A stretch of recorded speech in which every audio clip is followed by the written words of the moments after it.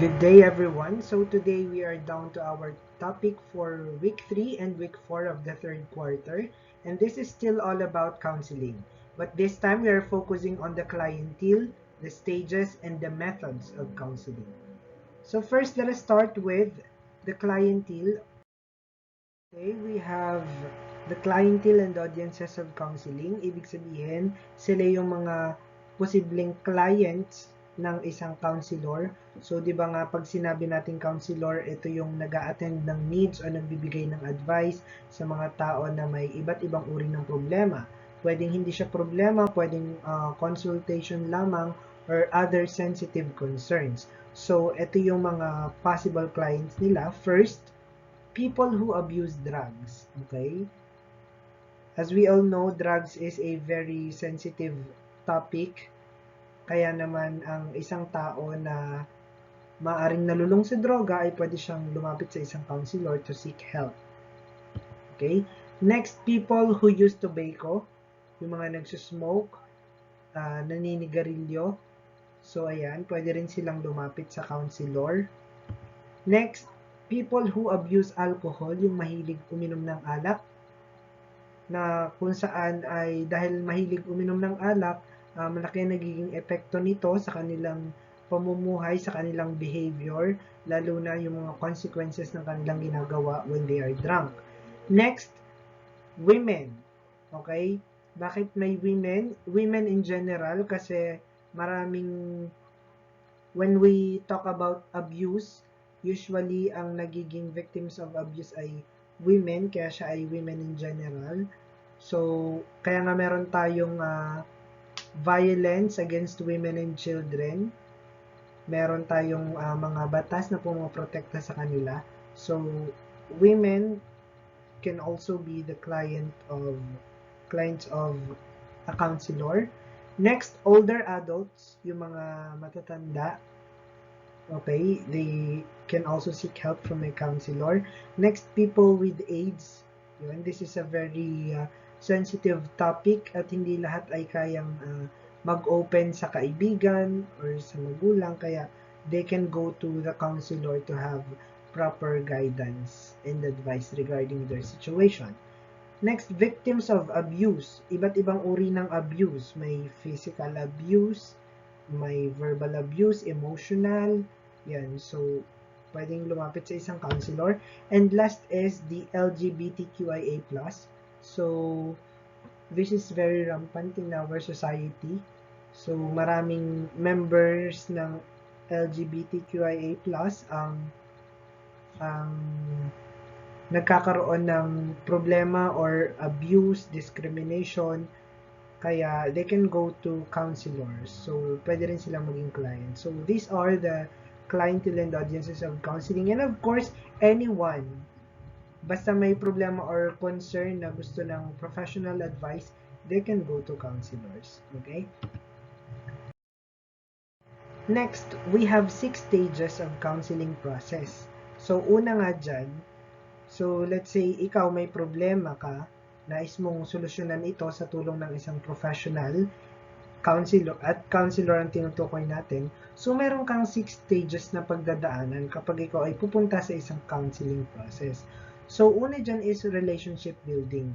This is the heart of counseling process because it provides the force and foundation for the counseling to succeed. Yan. Bakit siya tinawag na heart of counseling? Kasi, ang counselor at ang client, bubuo sila ng isang relasyon. Hindi lamang sila basta magkakaroon ng session. So, dapat magkaroon muna sila ng magandang foundation. So, dapat kilalanin muna nilang isa't isa, of course. Mag-establish ng rapport si counselor kay client, magkaroon ng direct and mutual communication, genuine interaction. Dapat tutulungan niya ang clients na maintindihan yung kanyang sarili at mag-focus sa relevant communication from the client. So, ayun, first stage or first step, dapat mabuo muna ng magandang relasyon between the client and the counselor. Okay. stage 2 naman tayo. This is the assessment and diagnosis stage. So, dahil kinilala mo na siya, i-assess mo na ngayon yung kanyang problema. So, this serves as the window for the counselor to have a thorough appreciation of the client's condition. So, ba't siya tinawag na window? Kasi, dito dapat ina-analyze ni counselor or dito i-analyze ni counselor yung root causes of the problems. Bakit si client ay nagkaroon ng ganong uri ng problema? Alamin nila, babalikan nila yung problema hanggang sa matrace nila ano yung pinagmulan nito para magkaroon sila ng mas comprehensive solution at mas mag-succeed sila sa kanilang counseling process. So, Stage 3, formulation of counseling goals. So, naalam na nila ang problema, bubuo na sila ng goals. So, goals are important as it sets the direction of the counseling process. In everything we do, pinakamahalaga lagi nagsiset tayo ng goals. Kasi ito daw yung nagbibigay ng direction. Ito yung nagbibigay sa atin ng pupuntahan natin after the process. Saan ba tayo patungo? So, kung walang goal, wala tayong patutunguhan. So, this shall serve as the parameter of work and the client-counselor relationship. So, bubuo sila ng goals and this may be treated as a process goal or outcome goal. At dapat si client at si counselor ay mag-agree sa counseling goals na kanilang bubuuin. Hindi pwedeng si counselor lamang yung bumuo. Dapat pareho kayo nagkaintindihan dahil kayong dalawa yung magkasama sa counseling process. Dapat both of you agreed on the goals that you have formulated. Okay, Stage 4, intervention and problem solving. So, interventions comprise of individual, group, couples, and family counseling. So, dahil nagbuo na kayo ng goals, magbubuo naman kayo ngayon ng intervention or yung solution para ma-solve nyo yung problema. So, dapat daw sa pagpili ng intervention strategies, dapat involve si clients. Again, hindi po pwedeng si counselor lang ulit yung mag-iisip ng solution. Dapat involve lagi yung participation ni client kasi it will lead to a more successful outcome. And the counselor has to provide a mapping of the different approaches offered. So, dapat i-discuss niya kay client yung iba't ibang approaches na pwedeng gamitin. Dapat malinaw ang role ng counselor at ng client sa bawat procedure. Siyempre, i-discuss din dapat yung possible risks and benefits na pwede nilang kaharapin as they go along with the process. And estimate the time and cost of each procedure para malinaw on both sides. Next, Stage 5, termination and follow-up. Of course, ang counseling process naman is hindi naman siya forever, hindi naman siya for life. So, kapag masosolve na yung problema, syempre, magtatapos na rin naman yung session ni client and ni counselor. Kaya stage 5 is termination and follow-up. So, the essential goal of counseling is to witness a client progress on his or her own without the assistance of the counselor. So, ang isa daw sa pinaka-goals talaga ni counseling ay mahayaan ni counselor si client na makatayo na sa sarili niyang paa after that. Kaya kailangan, bago mag-end yung counseling, kailangan ma-discuss ito ng maayos ni counselor, magkaroon ng review of the course of counseling, magkaroon ng closure between the counselor and the client relationship, and of course, magkaroon ng discussion of the client's future and post-counseling plan. And of course, kaya siya nagkaroon ng follow-up, monitor pa rin naman siya after kung ano ba yung nangyari na sa kanya, ano yung kanyang post-counseling plans. Okay? And the last stage is the research and evaluation stage. So sabi, this stage can be undertaken at any point in the counseling stage. So pwedeng sa stage 1 pa lang, nag-research and evaluation na. So any stage, pwede raw siyang i-apply si research and evaluation. Bakit? Kasi it's a very fundamental part of the process. Kasi results of the research provide a scientific appreciation of the counseling situation. So, sa kahit naman anong bagay, kahit naman anong steps ang ating pinagdadaanan, lagi tayo dapat nagre-research para makakuha tayo ng mas maganda at mas malalim and more relevant information. And of course, after researching, i-evaluate naman natin kung ano yung mga information na alin yung valid and not valid, relevant, and irrelevant. So, those are the 6 stages in counseling process. Now, let's proceed to the methods of counseling. Okay, dito nagagamit ng iba't ibang techniques, depende sa kung ano ang problema at kung ano ang background ni client. So, sinong gagamit ng methods na ito? Syempre si counselor. So, we have 3 methods. First is the classic theories. Okay, ang under nito, we have the proponents. Number 1, Freud's psychoanalytic theory. So, its objective is to restructure the personality by resolution of intrapsychic conflict, which focuses in the internal forces such as unconscious processes. So, si Freud is nag-focus on the psychoanalysis, which is tinatawag na analysis of the mind. So, ano ang goal ng approach na ito? Una, gusto niyang matulungan na magkaroon ng ang client na mas makilala niya ang kanyang sarili or mas maintindihan niya ang kanyang sarili. Pwede, number 2, to help the clients work on stuck issues. Yung mga issues na hindi niya maharap-harap. 3, help the clients cope with the stresses of the society. Okay, yun yung main goals ng psychoanalytic theory as an approach. Next, Adler's individual psychology. So, ang objective naman ito is to gain an understanding of the clients and assess why clients behave and think in certain ways. So, pag ito yung ginamit mong approach, ang focus naman nito is yung behavior ng client mo. Bakit kaya siya ganito mag-isip? Bakit kaya siya ganito mag-act? So, yun yung kay Adler. So, establishment and maintenance of egalitarian relationship. So, isa rin sa goal niya is ma-analyze yung lifestyle ng client. Baka ito ay related sa kanyang problema. Interpretation of client's lifestyle in a way that promotes insight. And magkaroon ng reorientation regarding sa kanyang behavior change. Okay?